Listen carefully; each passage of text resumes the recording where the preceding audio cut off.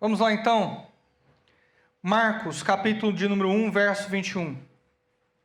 Eles entraram em Cafarnaum, e chegando o sábado, Jesus foi à sinagoga e começou a ensinar. E todos se maravilharam com o seu ensino, porque os ensinava como quem tem autoridade, e não como os escribas.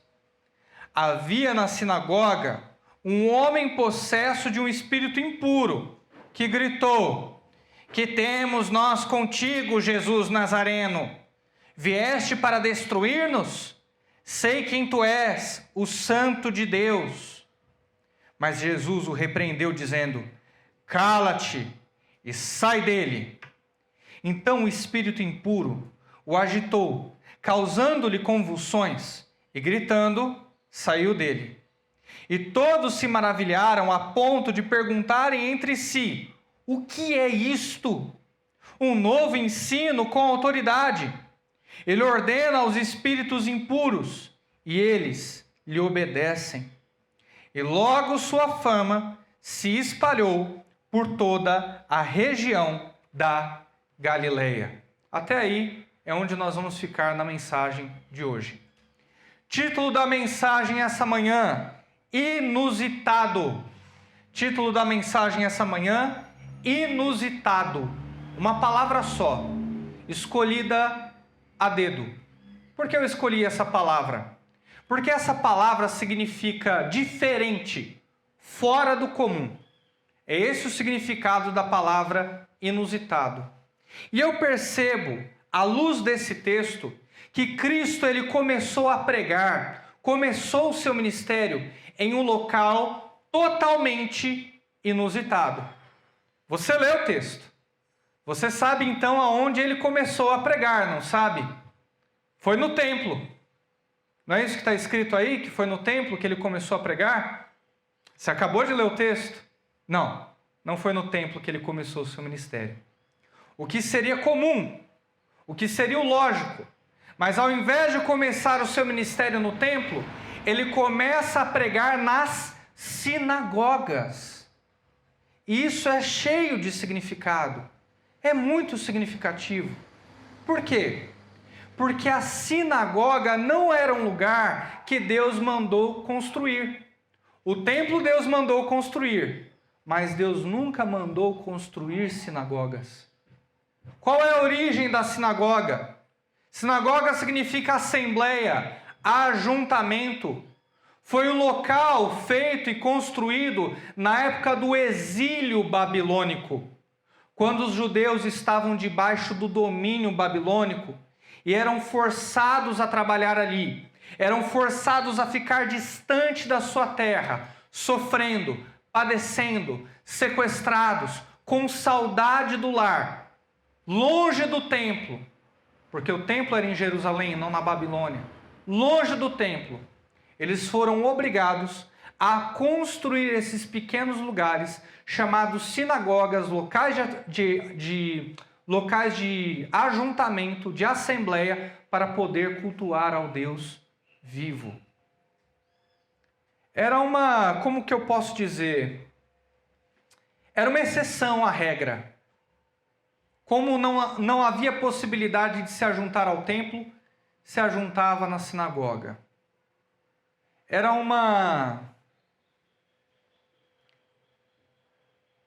um quebra-galho, vamos dizer assim, era um quebra-galho. Era uma gambiarra a sinagoga.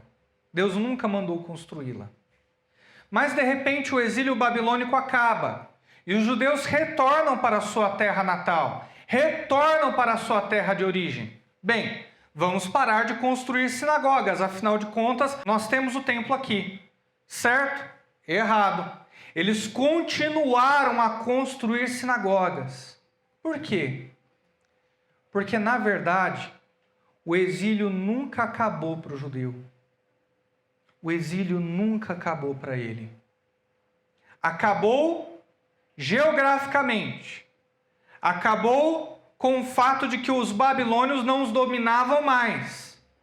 Mas na mente deles, traumatizada pelo sequestro, traumatizada por ter vivido décadas longe do seu lar, eles carregavam o exílio no coração. Eles carregavam o exílio na mente. Então eles continuaram a construir sinagogas, mesmo em Jerusalém, na presença do templo, para continuar a adorar o Deus vivo. E aí vem o Império Romano, que domina sobre eles em Jerusalém, que é inusitado. Domina sobre eles em Jerusalém. Os romanos estavam ali cuidando deles, fazendo os escravos. E eles continuam a construir sinagogas. Essa situação se agrava. Você consegue entender o retrato que eu estou pintando aqui?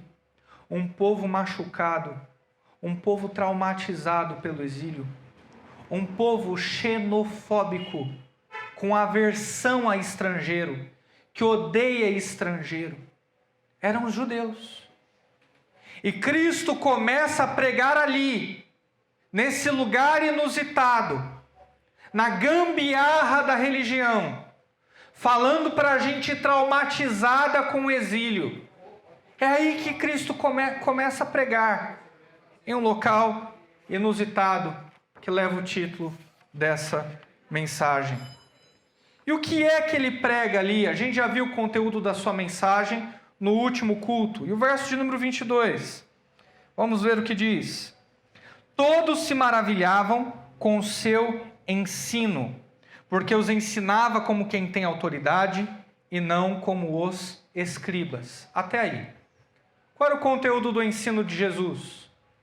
Jesus Cristo ensinava a respeito do Evangelho do Reino, das boas notícias de que o reino de Deus estava chegando, de que o reino de Deus estava vindo. De modo que quando Cristo falava sobre o reino de Deus, os judeus, os receptores da mensagem, os que estavam sentados ali na sinagoga, acreditavam que entendiam sobre o que Cristo estava falando. Povo machucado, povo traumatizado, muitas décadas de exílio, reino de Deus está chegando, vai nos livrar do domínio de Roma. Vamos construir um reino davídico, que vai governar sobre todos os outros, que vai ser cheio de prosperidade. É sobre isso que esse homem veio falar para nós. E Cristo estava deixando claro, progressivamente, que o reino dele não era o reino desse mundo. Que não se tratava de libertação política, mas de libertação espiritual. E Cristo estava militando, inclusive, contra a própria religião judaica. Por quê? Porque a religião judaica enfatizava a lei, enfatizava as obrigações, enfatizava as atitudes objetivas contrárias e favoráveis à lei. Aquilo que se podia e que se não podia fazer. Era esse o resumo da religião judaica, que não era capaz de trazer vida. Mas Cristo, pregando sobre o reino de Deus, ele destacava o arrependimento. Em uma religião que dava valor às atitudes favoráveis e contrárias à lei, Cristo valorizava o coração do indivíduo. Cristo valorizava a mente. Cristo valorizava o interior e não o exterior. Era como se Cristo estivesse dizendo aos seus ouvintes: olha, mude a forma como você enxerga o mundo e as suas atitudes também vão mudar. Arrependimento em detrimento de obrigações para com a lei. Jesus Cristo estava penetrando na causa e não no efeito. Enquanto os escribas e fariseus estavam falando a respeito de atitudes, de efeitos, Cristo estava falando com a causa, um coração pecaminoso, uma mente que não nasceu de novo. Porque Jesus revoluciona o coração. E, consequentemente, as atitudes também são revolucionárias. Revolucionárias contra o pecado, revolucionárias em falar a verdade, revolucionárias em amar o seu próximo. Quando Cristo revoluciona o coração de alguém, naturalmente as suas atitudes também são revolucionárias. Você já visitou a fonte de algum rio? Eu lembro que um grupo de gente conhecida foi visitar a fonte de um rio. Eles andaram, subiram a serra, mata adentro, mais ou menos umas 3 horas para chegar na fonte do rio. Eles queriam ver a nascente, onde nasce o rio, como que nasce um rio. Eu queria saber também, eu tenho essa curiosidade. Eles pegaram e foram. Quando estavam prestes a chegar na nascente, quando estavam prestes a chegar na fonte, eles se depararam com um muro grosso, grande, com um aviso: proibido ultrapassar. Lei Federal número X. Existe uma lei federal que impede as pessoas de chegar à nascente do rio, à fonte do rio.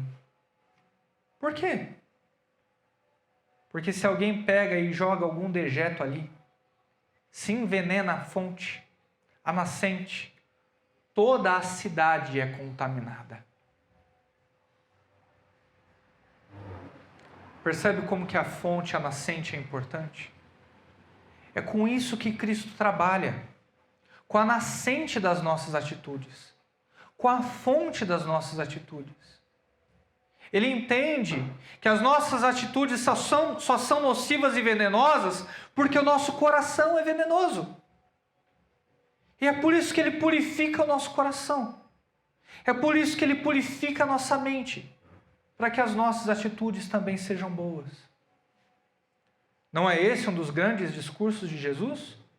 Se os teus olhos forem bons, todo o seu corpo será bom. Era sobre isso que ele estava falando.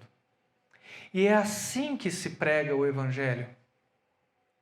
Portanto, quando você se deparar com os ímpios, faz um favor, não cobre o que Cristo não cobrou. Não enfatize o que Ele não enfatizou. Porque Cristo não estava dizendo: mude a sua atitude, mude sua atitude, mude sua atitude.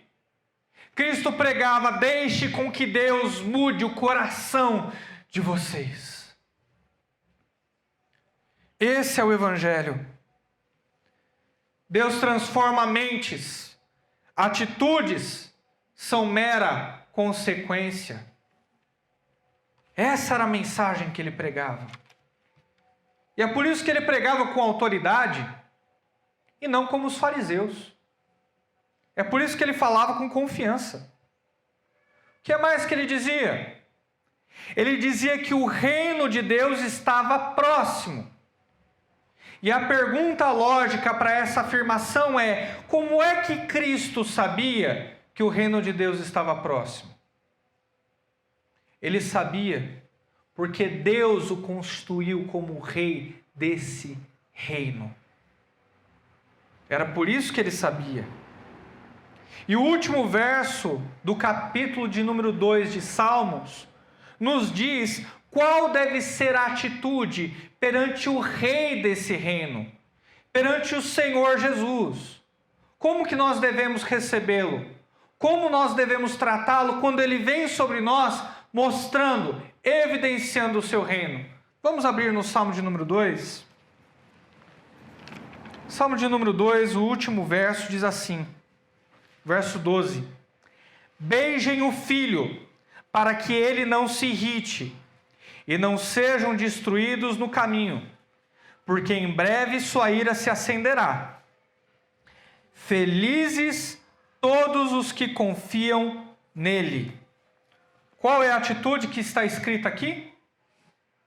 Beijem o Filho. Beijem a Cristo.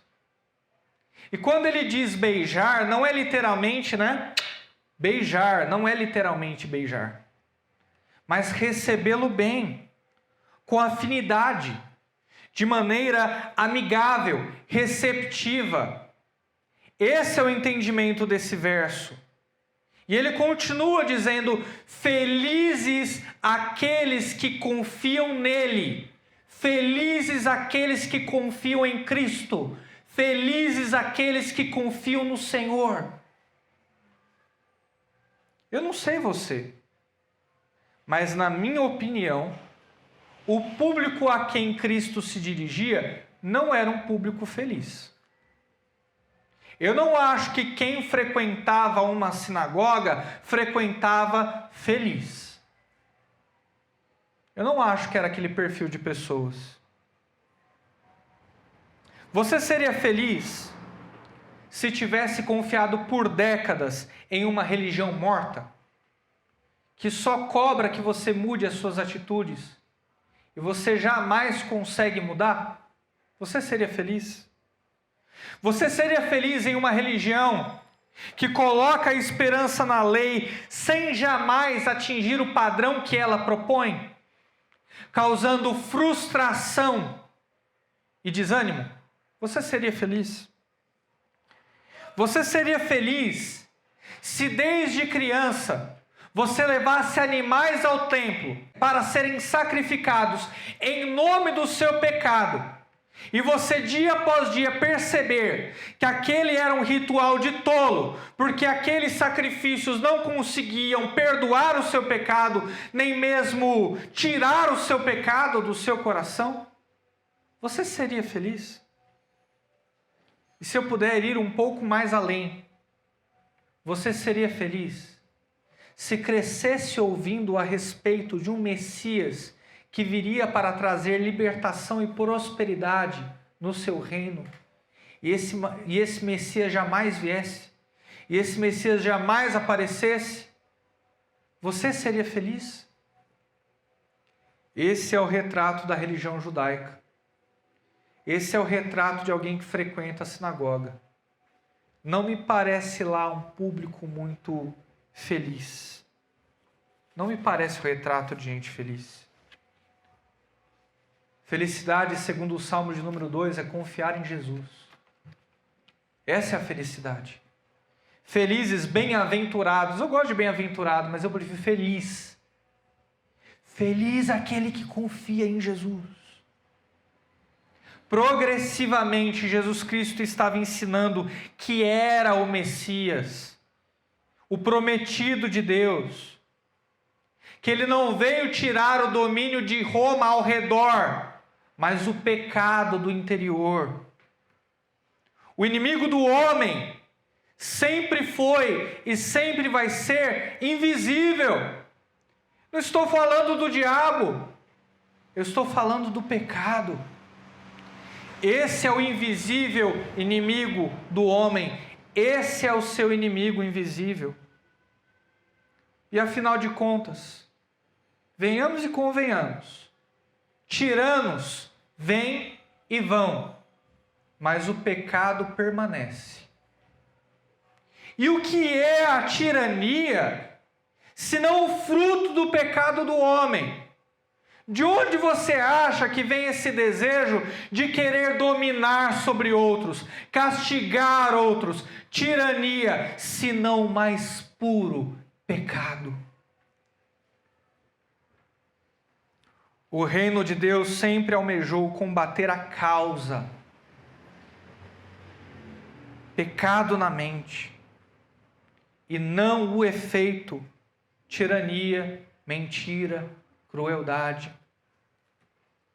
O verso de número 22 diz que Cristo pregava com autoridade. O que isso quer dizer? Quando a gente abre em Lucas 4:32, a gente tem uma outra pista do significado. Lá diz que a palavra de Cristo era proferida com autoridade. Em outras palavras, isso quer dizer que Cristo ele falava com confiança. Que Cristo falava com convicção a respeito das coisas do reino dos céus. E por que ele falava com confiança sobre o reino dos céus? Porque ele veio do céu.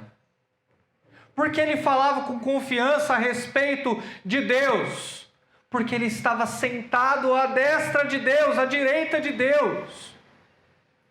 João capítulo de número 1, a altura do verso de número 17 vai dizer: Deus nunca foi visto por ninguém. O único Filho que está no coração do Pai, esse o fez conhecer. Deus nunca tinha sido visto por ninguém até Cristo chegar. Quando Cristo chegou à terra, todos passaram a ver Deus, porque Ele era o próprio Deus.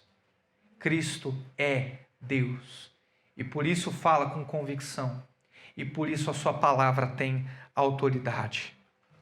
Qual é a reação das pessoas? As pessoas se maravilharam. As pessoas ficaram impressionadas. Sabe o que acontece quando você prega em um lugar inusitado? Você tem reações inusitadas. As pessoas se maravilham. As pessoas se espantam. Por isso tem a ousadia de pregar em lugares inusitados, como Cristo fez. Eu lembro que o meu professor, Stephen Kirchner, que ele é um dos tradutores dessa Bíblia oficial da nossa igreja, Almeida, século 21.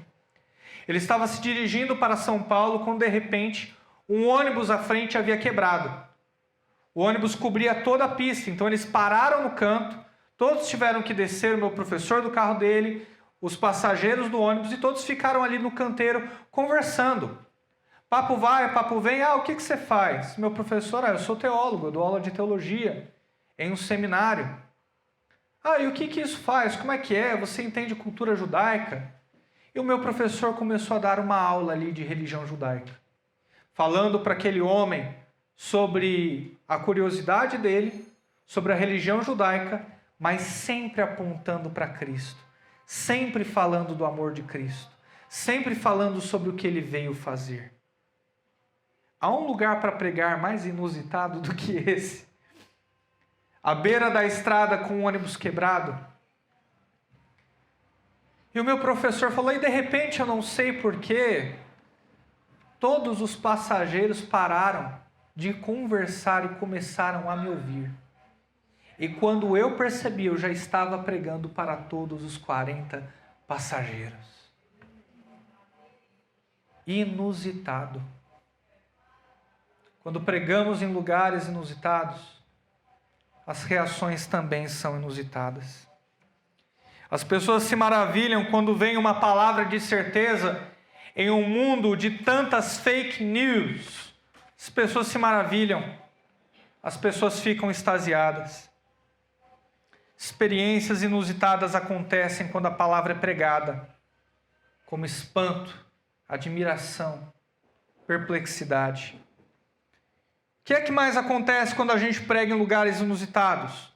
Vamos ver o que diz os versos de número 23 e 24, que eu acredito que é a parte que você mais está interessado, né? Conheço vocês. Versos 23 e 24 diz: havia na sinagoga um homem possesso de um espírito impuro, que gritou: que temos nós contigo, Jesus Nazareno? Vieste para destruir-nos? Sei quem tu és, o Santo de Deus. Quando pregamos em lugares inusitados, nós temos reações inusitadas e também temos fatores inusitados. Como possessão demoníaca, por exemplo. Como gente possessa por espíritos imundos. Isso acontece mesmo nos dias de hoje. Pode ser que tenha alguém que entra aqui um dia que esteja possesso, que esteja endemoniado, endemoniada. E nós vamos ter que fazer o trabalho de Deus. Fatores inusitados acontecem quando nós pregamos a palavra de Deus em lugares inusitados. E o que é que Jesus Cristo faz com esse demônio? Entrevista? Como é que você entrou aí? Quanto tempo você está nele? Quanto tempo você está nela? É isso que Cristo faz aqui? Não. Cristo manda o demônio se calar e sair dele. Eu sei que tem hoje gente que quer entrevistar. Mas como Cristo não é neopentecostal, então Cristo manda se calar e expulsar. Não é uma questão de debate, não é uma questão controversa, é uma questão de registro bíblico. ah, pastor, mas esse diabo é mentiroso. Não, esse diabo está falando a verdade. Nós sabemos que tu és o Filho de Deus, o Santo de Deus. O diabo falou a verdade. E mesmo falando a verdade, Cristo manda que ele se cale e o expulsa. Manda se calar ainda que esteja falando a verdade. Cristo, com a atitude de expulsar, de libertar aquele homem do espírito impuro, ele estava mostrando que ele veio pregar liberdade aos cativos. É o que diz Isaías, capítulo de número 61, verso 1, que o Messias pregaria liberdade aos cativos, aos que estão presos. E quando ele mostra o seu domínio sobre o reino espiritual, ele está mostrando que ele é o Messias, que ele é o enviado. Ele está dando pistas à sua audiência, ele está dando indícios àqueles que estão escutando, de que ele era o prometido de Deus, pleno domínio sobre o reino espiritual. Jesus nunca está divorciado da mensagem do Evangelho. Jesus nunca está divorciado de qualquer milagre que ele faça. Ele não estava falando plenamente sobre quem ele era. Por quê? Porque não era o tempo. Ele precisava morrer e ressuscitar para depois revelar plenamente quem era e a grandeza da sua obra. Nós chamamos isso de mistério messiânico. A verdade de Deus precisa ser revelada, mas às vezes não precisa ser revelada imediatamente. Mistério messiânico. A verdade tem de ser dita, mas às vezes não imediatamente. Quando se trata de mistério messiânico, isso se realça, porque era necessário que ele ascendesse aos céus para que todos percebessem que ele era o Messias, e então olhassem para trás, vissem tudo que ele fez, e então passassem a testificar dele. Verdades têm hora para ser revelada. Na maioria das vezes imediatamente, mas nem sempre. E até a hora chegar, todos que quisessem escutá-lo deveriam se contentar com os indícios de quem ele era e com as pistas da sua obra. E elas estavam todas ali. O povo judeu conhecia os textos que se referiam ao Messias. Sabiam que ele ia pregar a liberdade aos cativos. Sabiam que ele faria milagres e maravilhas. Sabiam. Ele estava dando todas as provas. O verso de número 27 mostra que as provas estavam escancaradas. E todos se maravilharam, a ponto de perguntarem entre si: o que é isso? Um novo ensino com autoridade? Ele ordena aos espíritos impuros e eles lhe obedecem. Esse professor não só fala com convicção, não só fala com autoridade, ele também tem autoridade sobre os demônios. Ele manda que batam em retirada, eles batem em retirada. As provas estavam escancaradas, Cristo tinha domínio sobre o reino espiritual. Os demônios eram expulsos, as pessoas libertas. E houve um tempo para Jesus consumar a sua revelação na história. O Evangelho nos mostra que ele consumou a sua revelação quando ascendeu aos céus. Foi assim que ele consumou sua revelação na história. Mas o interessante é que eu posso dizer também que houve um tempo para Jesus consumar a sua revelação na história da sua vida. Isso acontece especialmente com os que se convertem com mais idade. Percebem que Deus livrou de uma vida impura, que Deus guardou debaixo de moralidade, que Deus deu livramentos de vida, que Deus libertou dos vícios muito antes sequer de se converter. Já era Deus mostrando para você quem Ele era. Um Deus libertador, um Deus cheio de graça. Houve um tempo para Deus consumar sua revelação na história, mas houve um tempo para Ele consumar sua revelação na história da sua vida. E hoje, munido pela luz do Evangelho, você sabe muito bem quem Ele é, o que Ele veio fazer, e que Ele não entrou na sua vida agora, que Ele já estava preparando o caminho, que Ele já estava preparando o terreno para consumar a sua revelação com a mensagem do Evangelho. Deu pistas de quem Ele era antes de se apresentar claramente a você, de modo que você pode glorificá-lo pelo que fez antes e pelo que Ele está fazendo agora. Jesus começou o seu ministério em um local inusitado, a sinagoga. Sua pregação era inusitada, combatia a causa e não o efeito, arrancando expressões inusitadas da plateia. O seu ensino despertava essas reações inusitadas. E também o seu ensino promovia experiências inusitadas, como libertação daqueles que estavam possessos por demônios. E o que mais acontece? O que mais acontece quando se prega em lugares inusitados? Verso de número 28. E logo a sua fama se espalhou por toda a região da Galileia. Cristo estava pregando em Cafarnaum, meus irmãos. A sua mensagem se espalhou por 3 províncias, por toda a região da Galileia. Quando se prega em lugares inusitados, a palavra de Deus se espalha para os lugares mais diversos, para os lugares mais inusitados, atingindo o coração das pessoas mais diferentes, mais improváveis, mais inusitadas. Fazendo morada e convertendo corações de homens duros, como Pedro, de homens fiéis a partidos políticos, como Levi, também chamado Mateus, corações de mulheres da vida, como Maria, conhecida Madalena,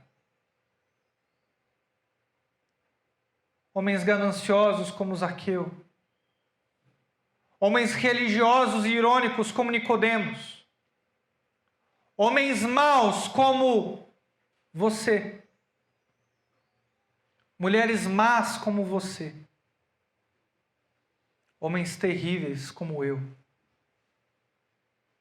Creiam que quando se prega o Evangelho nos lugares mais inusitados, ele se espalha nos corações mais inusitados também. Creia pelo menos por conta das mesmas obras. Você é prova viva de que Deus opera nos corações mais inusitados. Você é prova viva. Gente da pior espécie, que recebeu a Cristo como Senhor e Salvador. Levante-se, fique de pé, eu quero orar com você.